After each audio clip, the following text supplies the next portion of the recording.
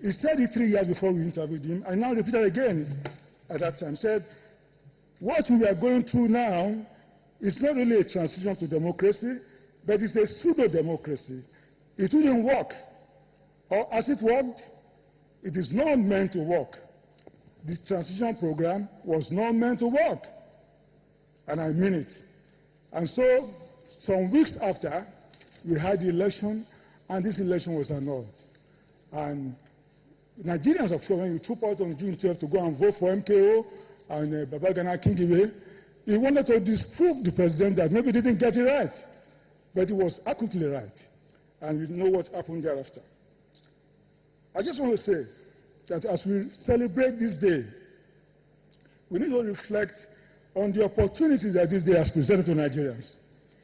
It was one day that brought all of us together as a nation, as a people united, indivisible by our ethnic background, by our religion. But the junta at that time chose to just negate what we stood for and set us back decades and making it impossible for us to achieve unity as a country. June 12th was a day of opportunity lost. It was about the spirit of nationhood that was grossly violated. June 12th was about justice denied. And I want to thank the President for granting this justice and for bringing back alive June 12th that people thought it was not going to be. It was a phoenix. You bury it, it resuscitates, and it has come alive again today. Thank you, Mr. President, for this honor. Thank you very much.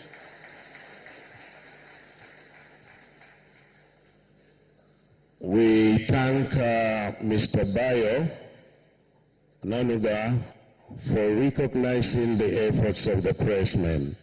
Pressmen, I can see you all here. Can you clap for yourselves for a job well done? Thank you. Your Excellencies, distinguished guests, ladies and gentlemen, may I now invite Chief Frank Kokori. Chief Frank Kokori. He will be representing the Labour.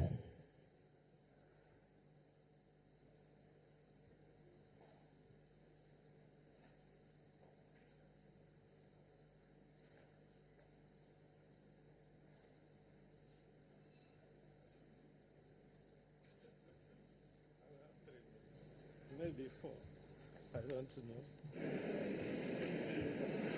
Mr. President, sir.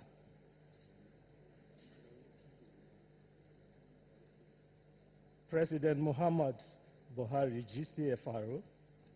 Mr. Vice President Yemi Shibajo, GCON.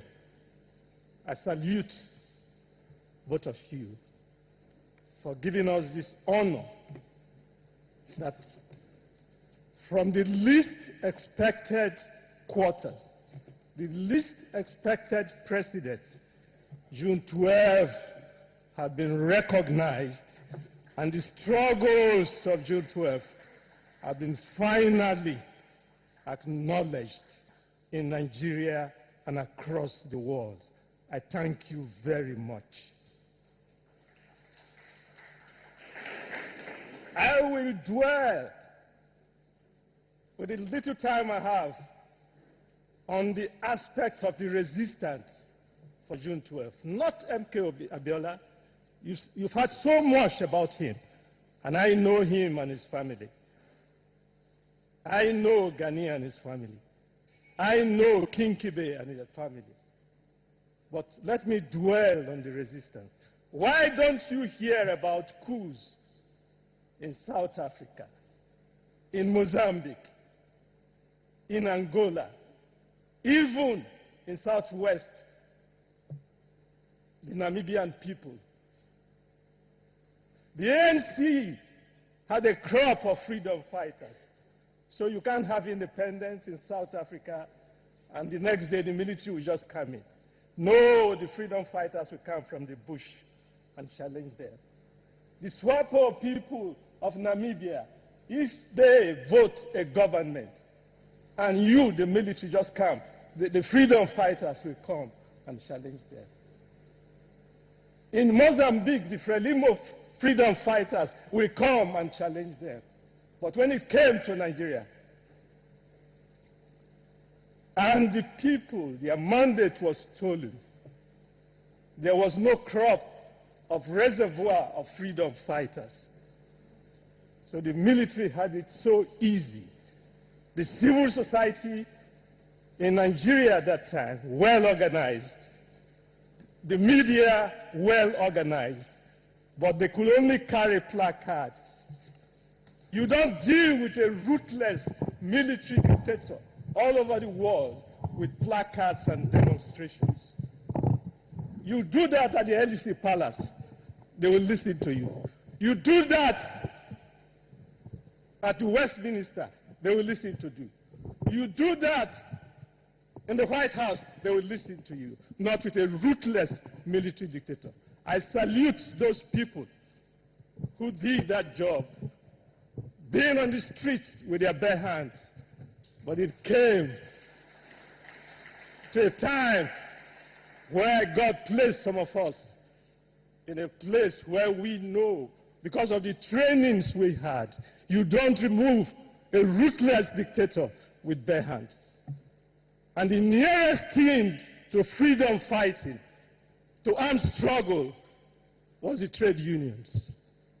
The labor movement let Nigerians down. But my comrades in Upeng and Pengasin stood for the people of this country. So we gave muzzle to the civil society, and we did that.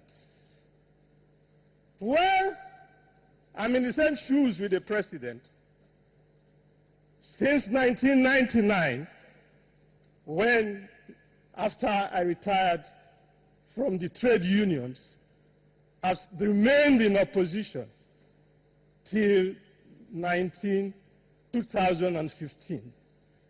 In my own state of Delta State, in my local government, I was in opposition for 16 years. In my state of Delta State, I was in opposition for 16 years. In the country, I was in opposition for 16 years.